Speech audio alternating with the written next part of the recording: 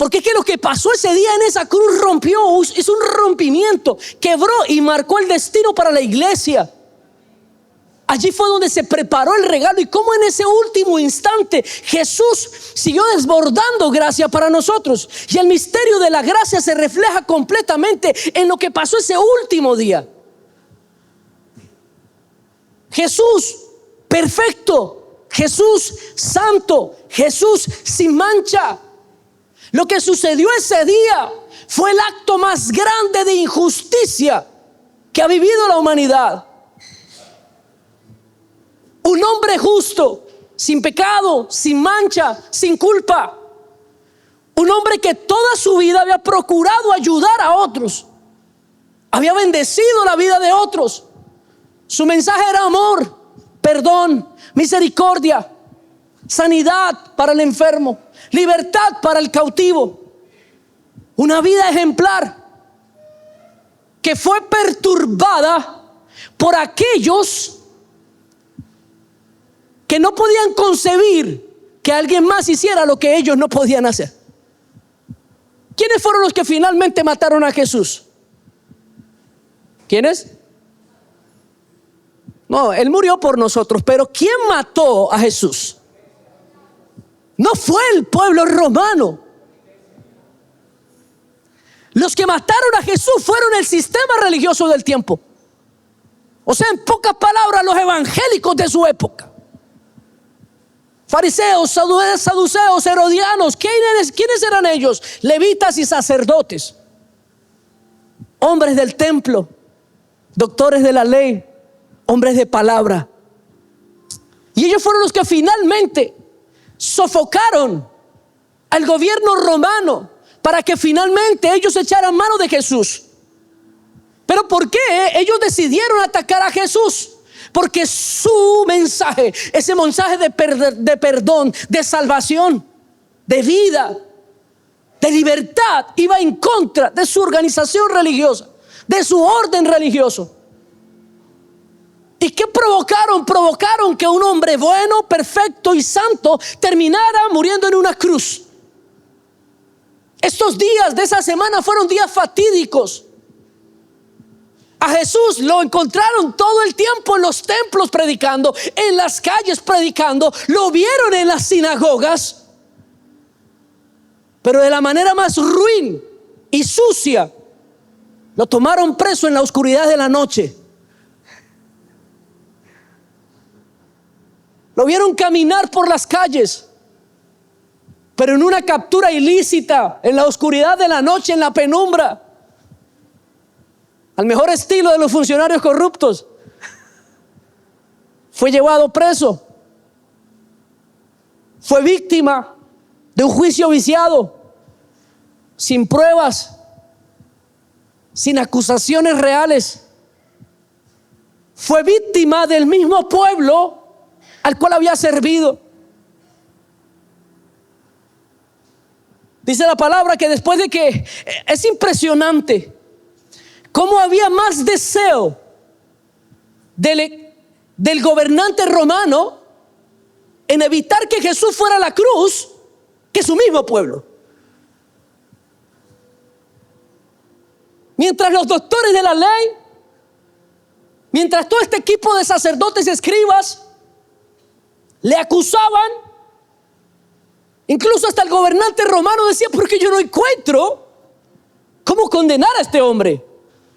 Finalmente cae preso de ser acosado por el mismo pueblo. Finalmente este gobernante saca a Jesús y a un preso, a un delincuente confeso, y le dice al pueblo: ¿quién quiere ustedes que yo deje salir por la Pascua? ¿Y quiénes fueron los que gritaron Barrabás? Los mismos por los que Jesús había orado, a los mismos a los que Jesús le había predicado. Tal vez ahí había muchos de los que lo habían seguido a las plazas a escucharlo predicar. Muchos de ellos tal vez vieron a Jesús hacer un milagro, pero en ese momento estaban diciendo: liberen a Barrabás. ¿Y qué haremos con Jesús? ¿Qué dijeron? crucifíquenlo. Wow, qué tremendo. O sea, aquí vemos el escenario más injusto, la injusticia más ruin de la historia. Condenado a una pena humillante. Usted sabía que los romanos castigaban con la cruz, pero a un ciudadano romano no lo sometían a la pena de la cruz, porque consideraban que la cruz era denigrante, apartado para extranjeros, pero para extranjeros que cometían pecados ruines, delitos ruines, condenables, reprochables. La cruz era humillante. La cruz simbolizaba maldición. Y entonces usted empieza a observar esta serie de cosas y usted dice, qué injusto. Pero quiere que le cuente algo, era necesario que fuera así. Porque Jesús fue una víctima. Y era necesario que Él fuera una víctima. Porque Él era la representación del Cordero que se presentaba delante del tabernáculo para que muriera en lugar del pecador. Y si usted estudia atentamente las Escrituras, va a encontrar que en el Antiguo Testamento solía utilizarse el apelativo de víctima para referirse al animal que se presentaba para sacrificar por los pecados. Y Jesús llegó a la cruz de Calvario siendo una víctima, alguien que no merecía culpa, porque Él era el Cordero preparado para redimir.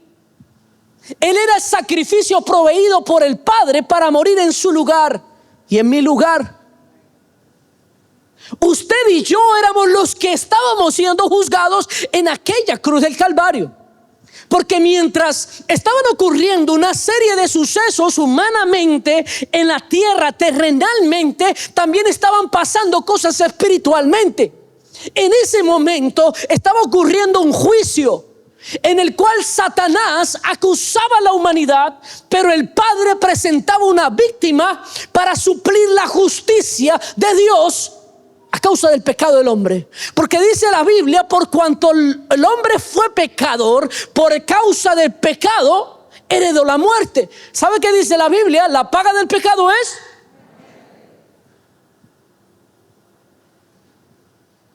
Por eso Jesús tuvo que morir, porque había un precio que se debía pagar por su pecado.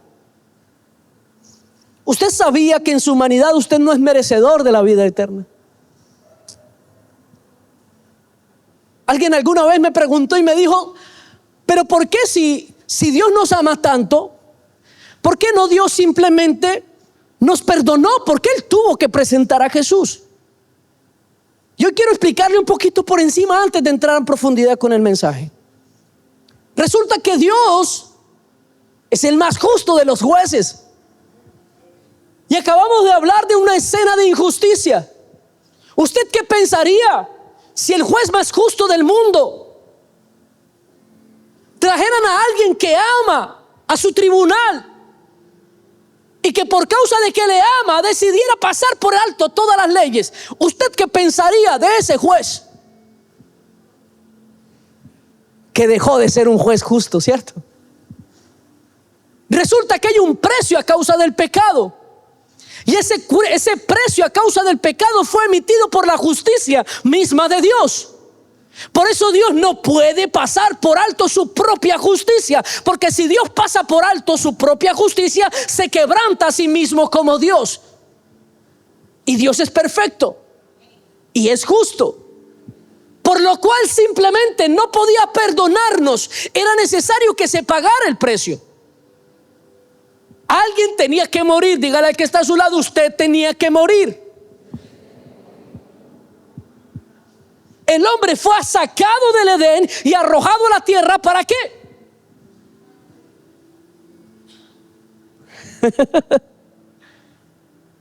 Y nuestro destino es muerte, y muerte eterna.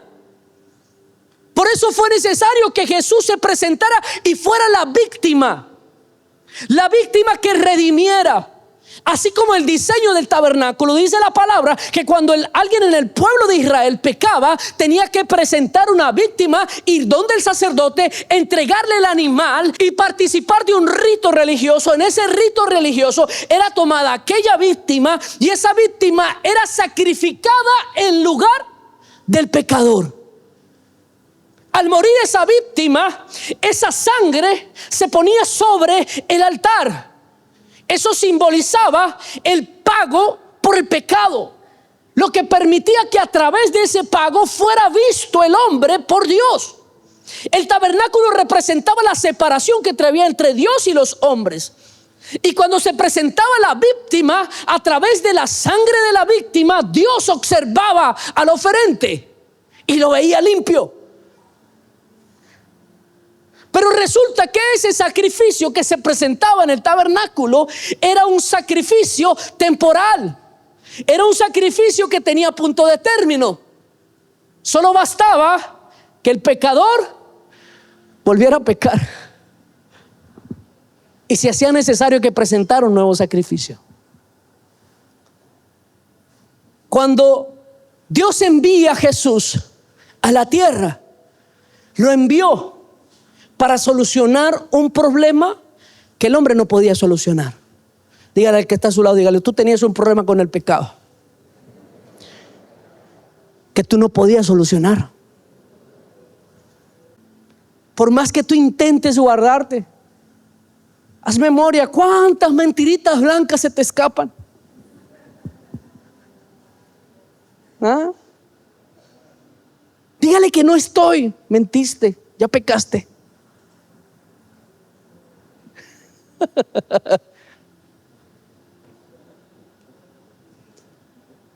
Y fallamos constantemente. No somos capaces con nuestro problema. Se nos sale la rabia y decimos palabras que no debemos decir, ¿cierto? Y deshonramos constantemente un problema que nosotros no podemos solucionar. Entonces Jesús dijo: yo voy a pagar ese precio. Y mientras pasaba algo terrenal, también estaba sucediendo algo espiritual. Se estaba emitiendo un juicio.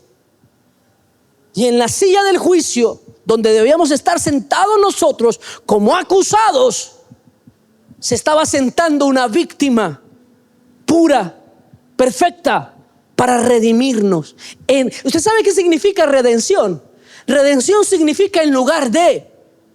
O sea que para redimirnos, Él simplemente dejó su posición de Dios, se hizo hombre para ser semejante. Y en semejanza de hombre tomó el lugar que le correspondía al hombre, pero sin compartir la naturaleza pecaminosa del hombre, siendo perfecto y santo, para ser el par de la víctima perfecta que se exigía en el tabernáculo. Escuche, no podían presentar cualquier animal. El animal debía ser perfecto, sin mancha, sin enfermedad.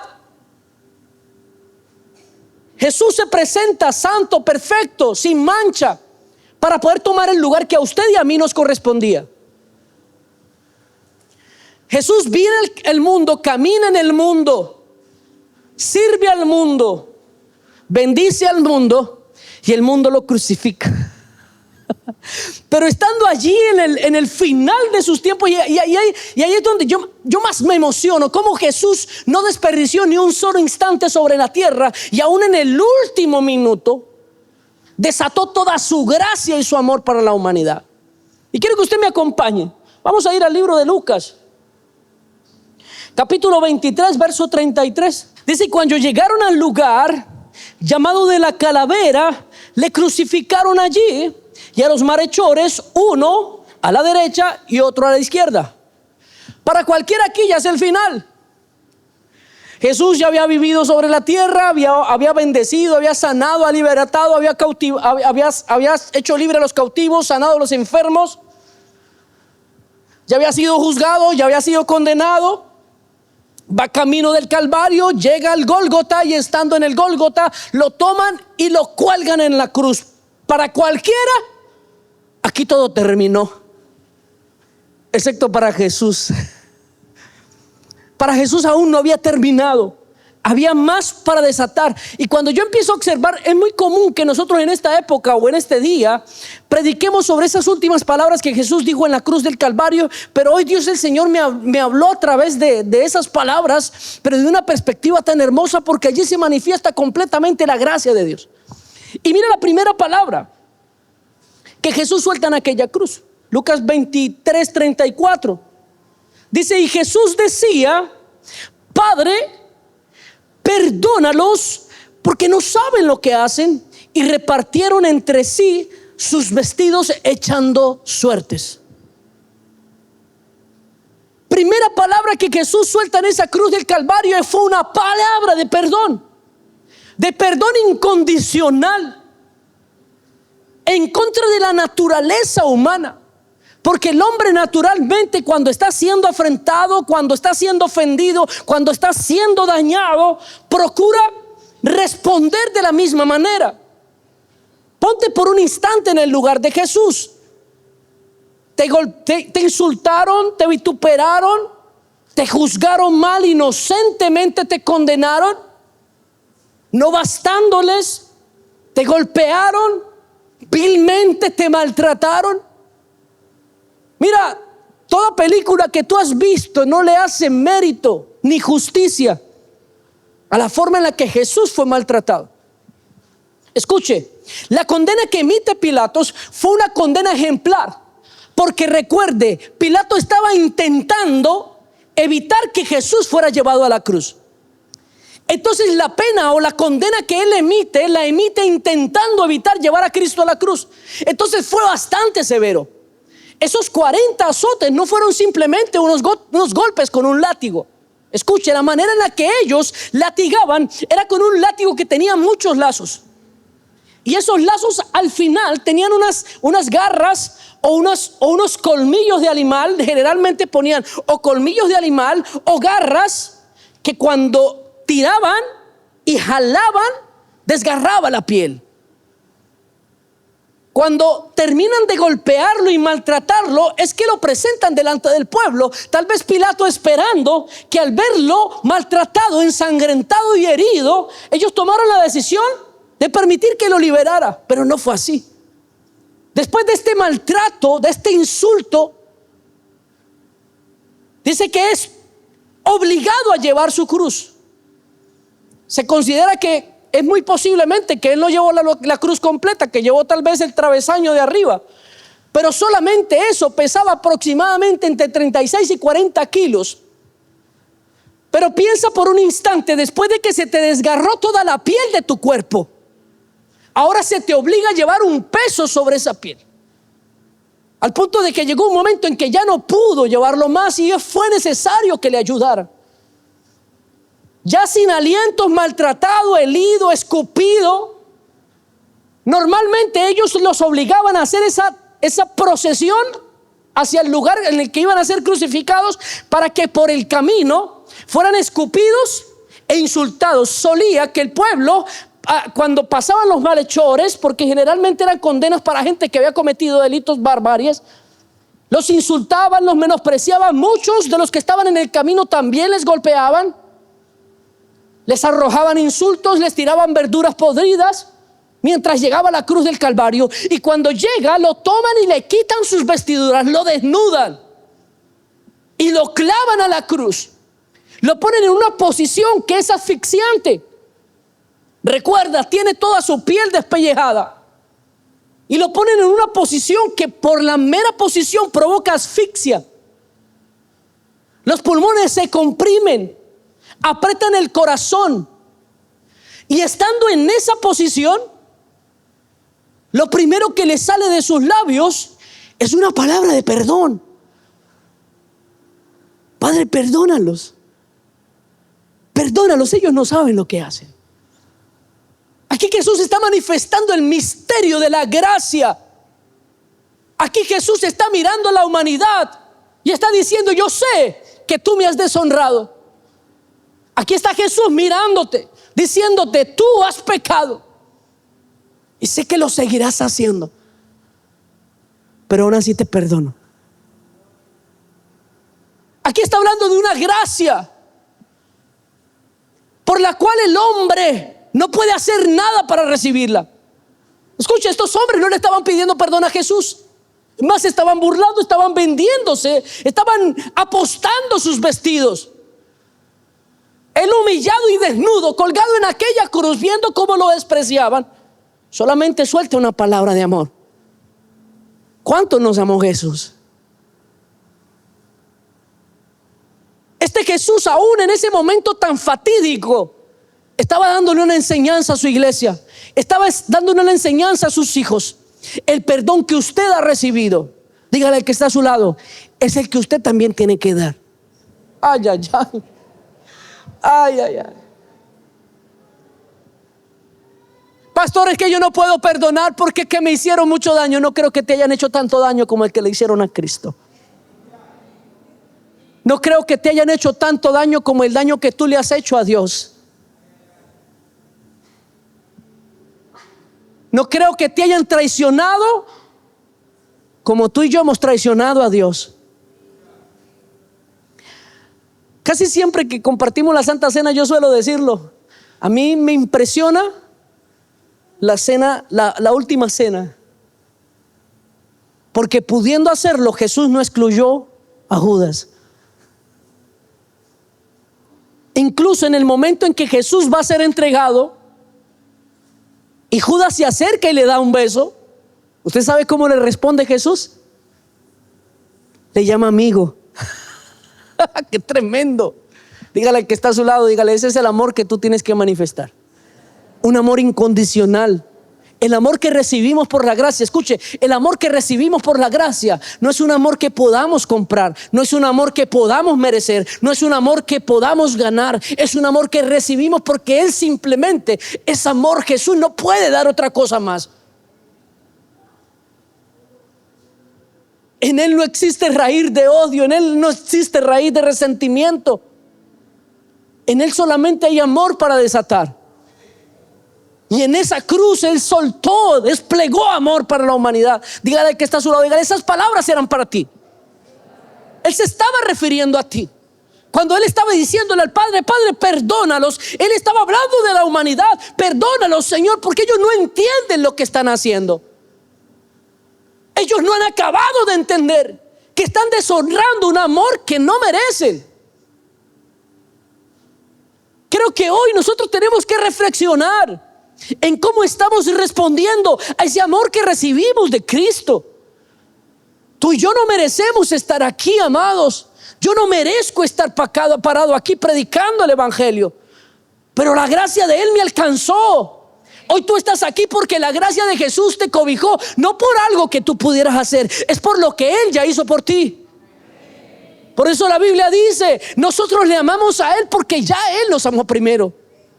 Y no había otra forma mejor de amarnos que a pesar de no merecerlo, Él decidió perdonarnos. Aleluya.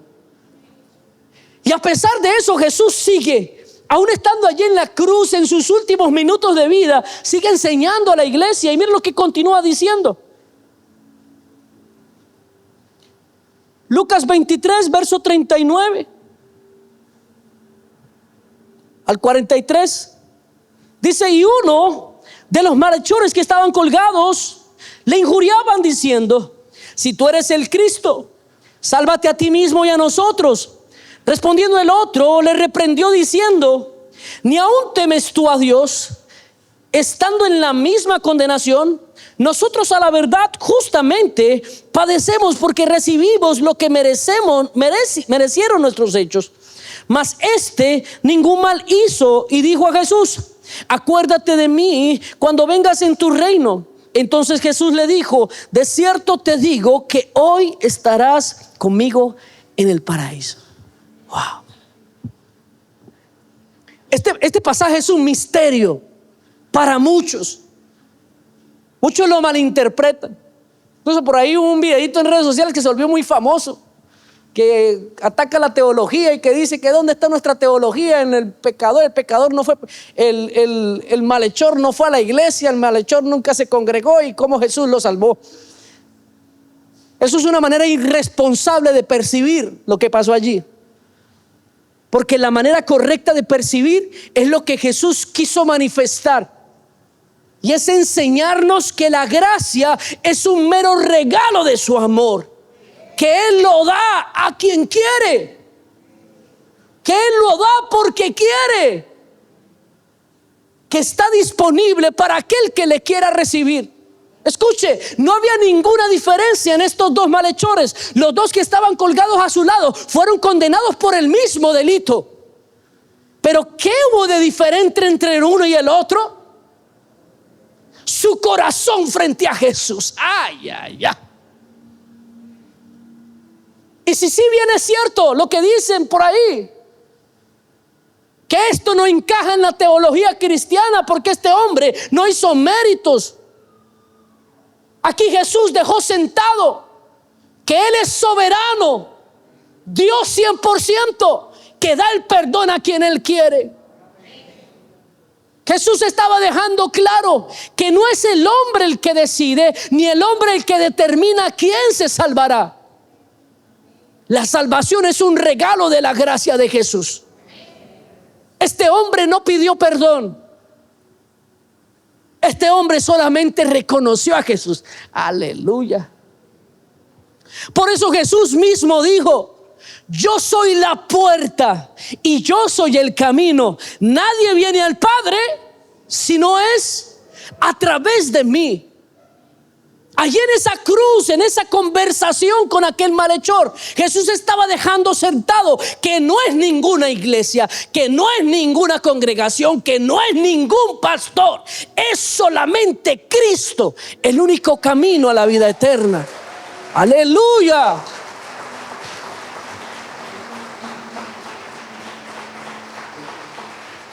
Si usted nota, Jesús siempre fue cuestionado por los líderes religiosos de su tiempo por esa razón. Cuando le traían enfermos, Él resultaba perdonándolos y siempre lo cuestionaban. Cuando trajeron a aquel paralítico, le dijo: tus pecados te son perdonados. ¿Qué pasó con los fariseos? Ahora, ¿quién es este que perdona pecados? Cuando la mujer pecadora vino delante de sus pies y derramó aquel perfume, dice: mujer, levántate, sé salva. Jesús estaba revelando el misterio de la gracia. Escuche, la religión no te va a salvar jamás. Huye de la religión. Hace unos años para acá yo salí escapando de la religiosidad, que cree que por acciones o por actos de bondad podemos alcanzar la salvación. Pero si Cristo no está en medio, es en vano todo aquello que pueda hacer el hombre, porque es solamente a través de Jesús. Escuche, no es el apóstol X, no es la iglesia X, no es María, no es San yo no sé quién. Es solo Cristo. Solo existe un solo camino: Jesús. Es tan fácil dar el regalo de la vida eterna, pero es tan difícil para nosotros entender que necesitamos estar en unidad con Cristo.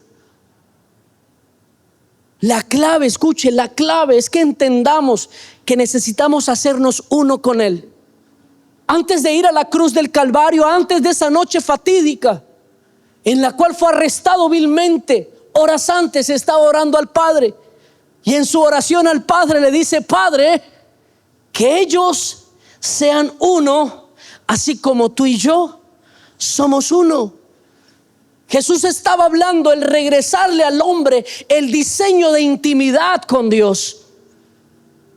Cuando estaba en la cruz del Calvario hablando con aquel pecador, le estaba diciendo: es que el estar conmigo en el paraíso no es nada imposible para ti. Solamente necesitas aceptarme a mí y yo te doy acceso. Miren lo que el hombre ha complicado por años. Yo le doy gracias al Señor.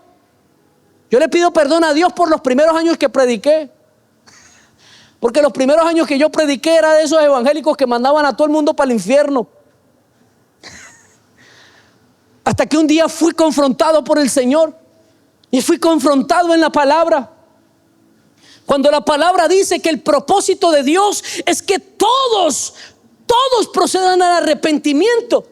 Entonces yo dije: Dios, pero si este es el deseo tuyo, ¿por qué mi deseo está siendo diferente? ¿Realmente te estoy sirviendo a ti o estoy sirviendo a otro Dios? O sea, tú quieres que todos se arrepientan para que entren a la vida eterna, y yo estoy vigilando cuáles son los que no tienen las capacidades que para mi percepción se necesitan para entrar en el cielo. ¿Quién soy yo para mandar a alguien al infierno? Ay, ay, ay. Ahí es donde los religiosos empiezan a ir de la iglesia. El pastor Alexis empezó a recibir pecadores. Eso era lo que hacía Jesús. ¿Usted sabe por qué criticaban a Jesús? Los fariseos. Porque andaba con pecadores, publicanos, porque no se lavaba las manos para comer, porque no seguía los ritos religiosos. Lo criticaban porque sanaba enfermos en Sabbat. Dice la palabra que aquella mujer que era pecadora, que vino a los pies de Jesús, después de eso le servía. Muchos pecadores llegaron a él y después de eso le servían. Zaqueo tuvo un encuentro con Dios, con Jesucristo, y después le servía. ¿Quién era él? Alguien odiado.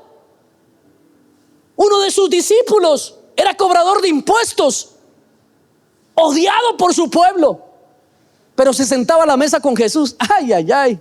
Dígale al que está a su lado, dígale: porque la gracia de Dios es para quien Él quiere darla. Aleluya.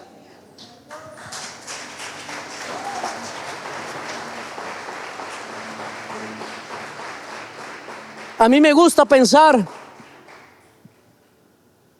que yo soy ese pecador que recibió un amor que no merecía y un perdón que tampoco merecía. Tal vez usted sea ese pecador que Dios te está diciendo hoy en esta noche: no lo merecías, pero yo decidí dártelo. Dígale que está a su lado, dígale: Dios te ama demasiado, tanto que te perdonó. Amén. Y Jesús dice una tercera palabra, Juan capítulo 19, verso 25. Dice: y estaban junto a la cruz de Jesús su madre y la hermana de su madre, María, mujer de Cleofas, y María Magdalena. Cuando vio Jesús a su madre y al discípulo a quien él amaba, que estaba presente, dijo a su madre: mujer, he aquí tu hijo. Después dijo al discípulo: he aquí a tu madre. Y desde aquella hora el discípulo le recibió en su casa. Escuche, estando Jesús en los últimos instantes de su vida, colgado en aquella cruz del Calvario, muriendo, él no dejó de sentir compasión por su casa. No dejó de manifestar amor a pesar de lo que estaba atravesando, a pesar de sus dificultades. Tuvo un tiempo y un momento para ocuparse de su madre. Qué tremendo. A veces la religión utiliza estos pasajes bíblicos para darle una connotación que María nunca buscó. Yo sé que la tradición a nosotros nos enseñó a adorar a María como si fuera, no sé, una deidad, pero esto fue algo que María nunca pidió. Si usted nota, cuando el Señor le habla a María de que tendría en su vientre al Salvador del mundo, ¿cuál fue las palabras que ella utilizó? Señor, he aquí tu sierva. ¿Sabes qué significa sierva? Significa servidora, significa esclava. O sea, ella se sometió a la voluntad y a la autoridad de Dios. Y le han dado una connotación que ella nunca pidió.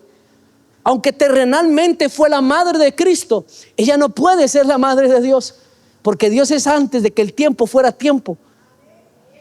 Creador de todas las cosas, origen de todas las cosas. María, como una madre, en aquellos momentos estaba sufriendo y sintiendo dolor. Y Jesús, aunque estaba en la cruz cumpliendo una misión celestial, nunca dejó de sentir compasión de su madre. Y yo creo que esto es un mensaje directo para los evangélicos, que a veces sentimos que ya estamos en la cúspide de la espiritualidad. Hay una enfermedad de la que sufren los evangélicos, y es que se vuelven espiritualoides y pierden la compasión por el perdido. Nos sentimos a veces tan santos y tan perfectos que creemos que los demás son de una categoría inferior, pero no es así. Jesús siempre sintió compasión hasta el último instante. No dejó de sentir amor hacia el prójimo. Creo que aquí hay una enseñanza para nosotros, que aprendamos a amar de la manera en la que Jesús ama, que sin importar en la posición en la que nos encontremos. Mira, en este momento Jesús estaba cumpliendo la misión más importante de toda la historia en el universo. Allí se estaba ejecutando el momento más importante de la historia de la humanidad, donde se marcaría un antes y un después, donde el hombre sería rescatado de la condenación eterna, pero él tuvo un espacio para sentir compasión de lo que estaba sucediendo a su lado. Mire, mi amado, por más espiritual que usted sea, nunca olvide que hay gente que le rodea y usted necesita manifestar el amor que Jesús mostró para usted en la cruz, también a los que están al lado tuyo. Por más cristiano y evangélico, por más predicador, por más músico, por más hombre de Dios, por más usado por Dios, nunca se te olvide que estás rodeado por personas por las cuales necesitas sentir compasión. Jesús nos dio una lección de amor hasta el último instante y nos está enseñando a nosotros a aprender a amar, a que amemos como Él nos amó. Amén. La siguiente, Mateo capítulo 27, verso 45 y 46. Y desde la hora sexta hubo tinieblas sobre toda la tierra hasta la hora novena. Cerca de la hora novena Jesús clamó a gran voz diciendo: Elí, Elí, lama sabactani. Esto es: Dios mío, ¿por qué me has desamparado? Aquí pasaron varias cosas. Primero, aquí hubo un cumplimiento profético. Este pasaje tiene una particularidad, porque este pasaje hace referencia a una palabra profética que se había escrito muchos años atrás en el libro de los Salmos. Este es el primer versículo de uno de los Salmos, donde Jesús lo repite, pero lo repite en una connotación específica. Cuando usted lee el libro de los Salmos, en algunas Biblias hay algunos títulos, y en ese título específico del Salmo 22 hace una referencia a un salmo que se cantaba por las mañanas, y solían los levitas cantarlo antes del primer sacrificio de la mañana. Cuando iban a presentar el primer sacrificio, ellos cantaban este salmo. Y este salmo, si usted lo lee atentamente, todos los versículos, da una radiografía completa del sacrificio de Cristo en la cruz. Cuando Jesús suelta estas palabras, está emitiendo un cumplimiento profético, o sea, aquello que se ya había determinado en el pasado que debía suceder, se completó en Él. Pero no solamente eso, sino que también estaba haciendo referencia a que Él ahora era ese cordero que se estaba presentando en la cruz del Calvario para perdonar los pecados de la humanidad. En pocas palabras, Jesús estaba diciendo: en esta palabra se cumple el acto profético para sellar el pago del precio. ¡Qué tremendo! Pero no solamente eso. Cuando Jesús declara esta palabra, también se manifiesta algo espiritual, y es que hay una separación del Padre y el Hijo. ¡Wow! Este es el momento o el instante más cruel de la vida de Jesús, porque recuerde que en la oración de Getsemaní Jesús habla de la unidad con el Padre, uno con el Padre. Y en ese momento Jesús, perfecto y santo, se hace maldito en el madero al tomar mi lugar. En ese momento el Padre no ve a su Hijo, el Padre ve a la humanidad pecadora, y entonces el Padre aparta su rostro del Hijo. Ay, ay, ay. En ese momento Jesús sintió ese dolor desgarrador de algo que es parte de sí mismo, que se separa. Yo me imagino que fue el momento de mayor soledad de Jesús. ¿Y sabe por qué lo estaba haciendo? Lo estaba haciendo por ti. El Padre estaba despreciando a su Hijo. ¿Dónde están los que son papás? Mire, yo no puedo ver, mi esposa lo sabe, yo no puedo ver una película donde un hijo se muere, donde un padre pasa un momento difícil. Me pongo a llorar. Casualmente esta semana estaba viendo yo una película y ya yo trato de no, pero se me sale. Porque yo pienso que es mi hijo. Yo digo, Dios mío, Padre, yo pienso que el dolor más grande es que un padre tenga que enterrar a su hijo. Yo me imagino que no hay dolor que se compare a eso. Tal vez nosotros pensáramos que el dolor de perder a una madre o de perder a un familiar querido, pero no puedo imaginar el dolor que puede sentir un padre al perder a su hijo. Y el padre en ese momento no lo estaba perdiendo, lo estaba sacrificando por voluntad propia.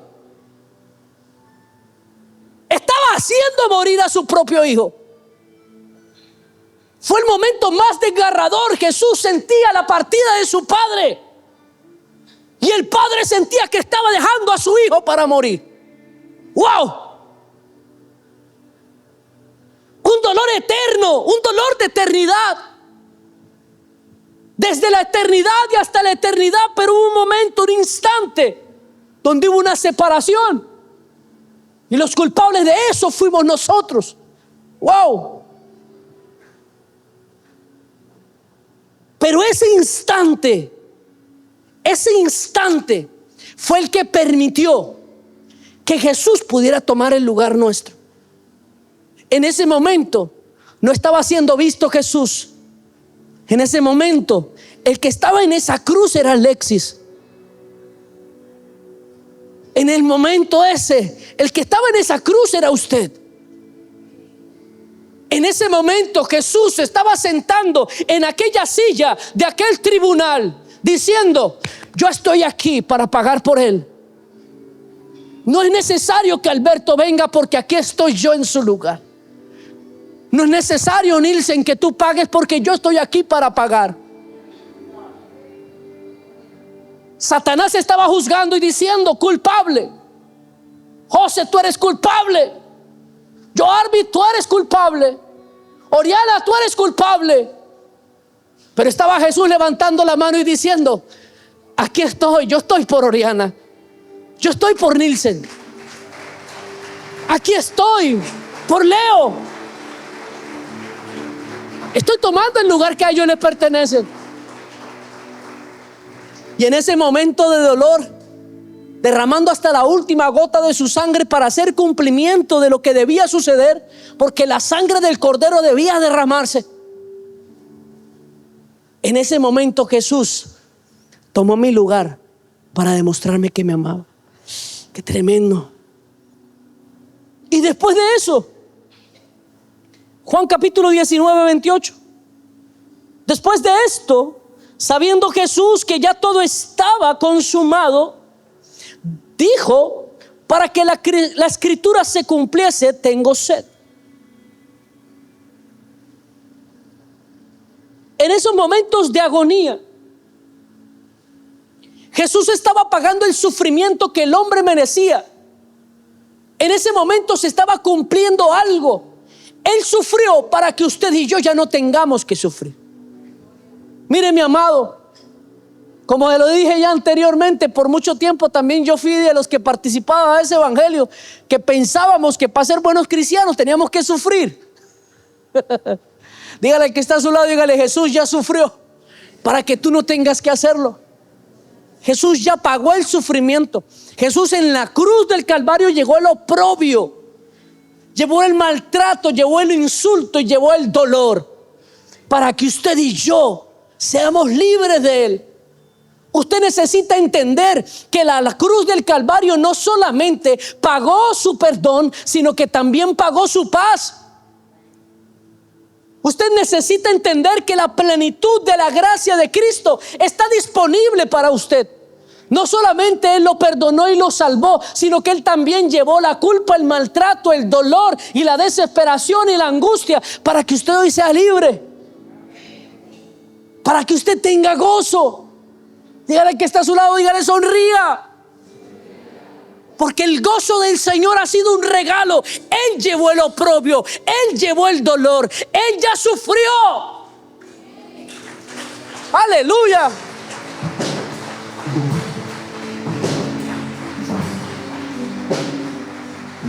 Dios está esperando que nosotros respondamos al sacrificio que Él ya hizo de la misma forma en la que Él nos trató. ¿Y qué hemos recibido desde el momento en que Jesús se puso en esa cruz? Amor. Y Él está esperando que nosotros le respondamos en amor. Dios no está esperando que nosotros padezcamos para demostrarle que le amamos, que suframos para demostrarle que le amamos. Si lo tenemos que hacer, lo haremos. Pero Él no está esperando eso. No lo está pidiendo. Es más, Él dice: yo ya pagué el oprobio. Ya llevé sobre mis hombros el peso de la culpa para que tú no te sientas culpable. Por eso yo no puedo comulgar con el tipo de evangélico que solamente sabe señalar al otro. Porque ¿sabe quién era el que estaba en esa cruz señalando? Satanás, diciendo: la humanidad no merece perdón, la humanidad no merece redención. Ahí estaba Satanás diciéndole: ¿por qué le pides al Padre que los perdone si mira, te están crucificando? ¿Por qué dejas que te insulten? ¿Por qué dejas que te maltraten? Dice la palabra que Satanás, cuando tentó a Jesús en el desierto, le dijo: yo te puedo dar todo. No tienes que sufrir lo que quieres sufrir. Yo te puedo dar todo. Esto me pertenece. Solamente adórame. Pero Jesús estaba claro que era necesario que Él llevara todo el peso, la carga y la culpa para que nosotros pudiéramos tener una vida plena y completa en Él y acceso a la eternidad, para tener una vida completa, sana, feliz, gozosa. Por eso yo predico un evangelio de perdón, amor, de misericordia. Dios nos envió para que seamos plenos en Él. Amén. Y mira lo siguiente, ya voy terminando, no se me afanen. Amén. Juan capítulo 19, verso 30.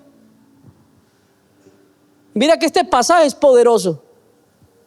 Dice: y cuando Jesús hubo tomado el vinagre, dijo: consumado es, y habiendo inclinado la cabeza, entregó el espíritu. Esto puede que lo pasemos muy por encima, pero necesitamos entender la connotación de esa palabra consumado es. No solamente Jesús estaba diciendo que ya había completado su sacrificio o su trabajo o su misión en aquella tierra, sino que utilizó una palabra específica. La palabra que utiliza allí del griego es la palabra telestai. Pero esa palabra tiene una particularidad, porque esa palabra se utiliza en diferentes escenarios con una connotación muy específica. Esa palabra telestai era la palabra que utilizaban los guerreros cuando iban a la batalla. Y cuando terminaban la batalla y lograban la victoria, ellos buscaban un lugar alto, tomaban la espada, la levantaban y gritaban: telestai. ¿Qué eso significa? Ganamos, completamos, vencimos, hemos terminado, logramos nuestro acometido. Esta palabra me está indicando que Jesús, al decir consumado es, no estaba diciendo solamente terminé, sino que estaba diciendo vencimos, logramos la victoria, el juicio se terminó y hemos ganado. ¡Aleluya!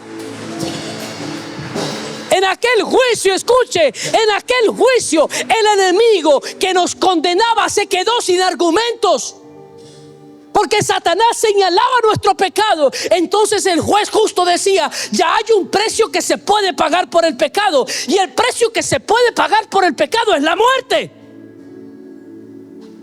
Entonces el Padre decidió enviar a Cristo para que pagara el precio de la muerte por la humanidad. Cuando Jesús entrega el Espíritu, entonces el Padre observa al acusador y le dice: ahora, ¿qué argumento tienes tú? Si ya Jesús ha levantado la espada de la victoria.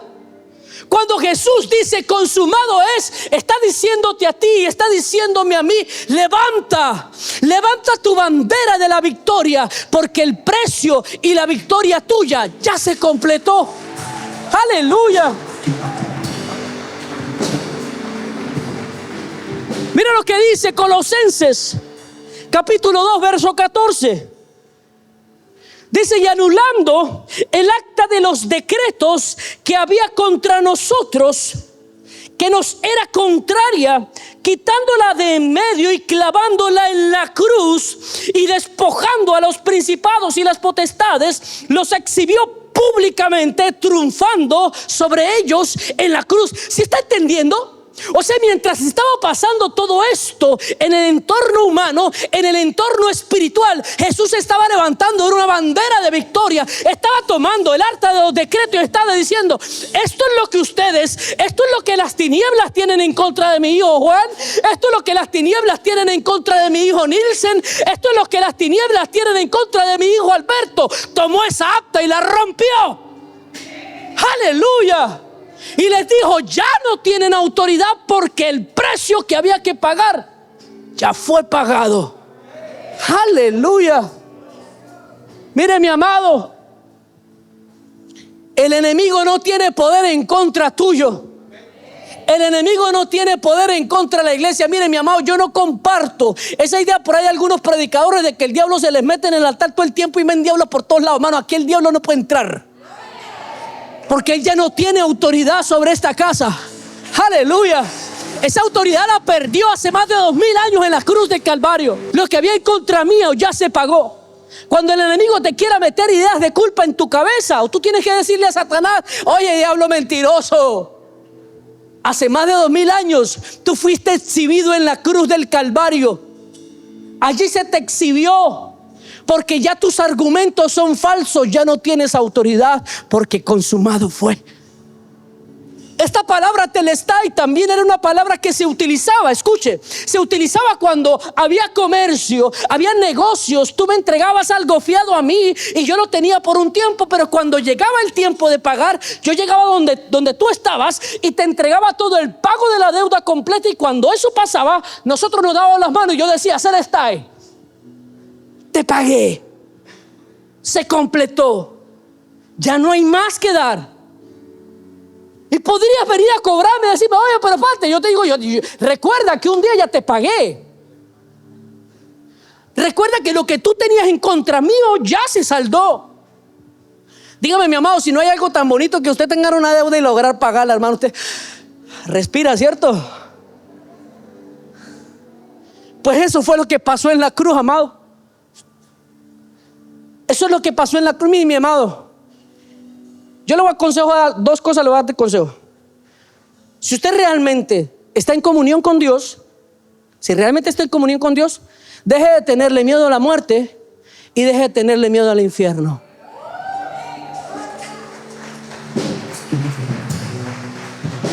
Mire, simple y sencillo. Y se lo dice a alguien que no dormía pensando en eso. Yo por mucho tiempo sufrí de insomnio, porque le tenía miedo a morirme. Yo dije: Dios mío, ¿y si me muero en la noche?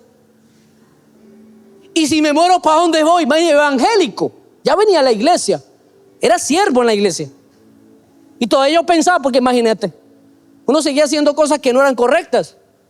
Entonces cada vez que uno fallaba, yo pasaba unas noches terribles. Yo era novio de mi esposa. Pasaba unas noches terribles diciendo: Dios mío, ¿y si me muero, me voy para el infierno? Y yo no me quiero ir para el infierno. Hacía vigilia obligada, arrepentiendo, Señor, y orándole a Dios: Dios mío, Padre, perdóname, Señor, no me quiero ir para el infierno. Hasta que entendí que eso ya no es un problema para mí. Ahora yo trato de vivir una vida íntegra para honrar a Dios, no para evitar irme para el infierno. Mire, mi amado, hay gente que predica un evangelio, yo lo llamo a eso terrorismo espiritual.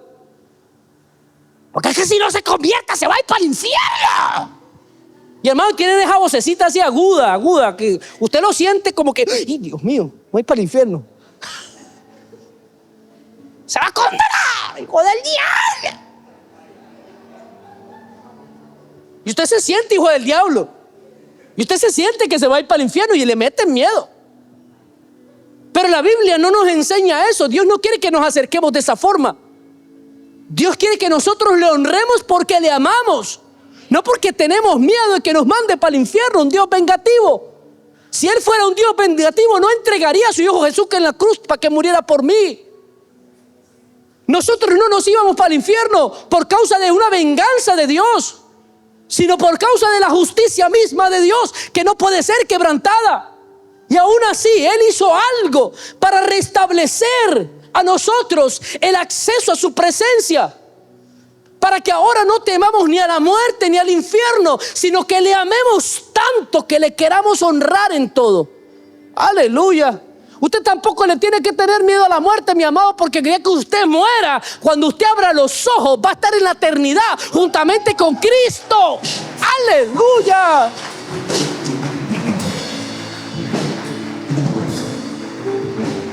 Y yo era uno de los que le tenía antes miedo a la muerte. Ahora me emociona pensar que algún día va a llegar ese día. Y aunque siento temor de dejar a mi hijo y a mi esposa, yo sé que cuando abra mis ojos voy a ver al sol de justicia.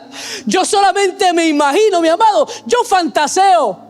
Créame que yo fantaseo, paso noche imaginando cómo es que va a hacer eso. La palabra dice, Jesús dijo, yo me voy a ir, pero no los voy a dejar solos. Pero yo voy a dejarles el Espíritu Santo porque yo tengo que irme para preparar morada para vosotros. Porque donde yo estoy, quiero que ustedes también estén conmigo. Aleluya. O sea que Él está preparando moradas eternas para usted y para mí. Mira, mi amado, alégrese. Porque a usted la cruz le garantizó una casa en la Nueva Jerusalén. Y allá no le toca ganársela con bonitos. Allá usted la recibió por gracia. Allá usted no va a tener que trabajar por eso, porque eso se lo regaló el Señor por amor. Usted va a llegar a una casa y esa casa va a decir, usted va a encontrar ahí en la puerta y va a decir, Nielsen. Y a lo mejor va a estar al lado de la casa del pastor Alexis. Mi amado, y yo allá voy a dejar de cantar porque quiero escuchar a los ángeles que van a estar adorando al Señor día y noche. Si usted no tuvo platica aquí en la tierra, mi amado, mire, quiere que le cuente una historia. Las calles están pavimentadas con oro. Lea la Biblia. Calles de oro. Porque eso fue lo que pagó la cruz. La cruz pagó nuestro acceso a la eternidad. Hay un Edén espiritual esperándonos en la eternidad. Desde antes del tiempo el Padre nos soñó juntamente con Él eternamente. Y en Cristo Jesús recobramos ese acceso a la eternidad. Cuando Jesús dice consumado es, está diciendo ya el precio se pagó, lo que era necesario se completó, la victoria se completó en la cruz del Calvario. Yo no sé usted, amado, pero hoy no tengo luto. Hoy levanto bandera de victoria, porque Jesús hizo todo lo que yo no podía hacer. Aleluya. Quiero que se ponga sobre sus pies.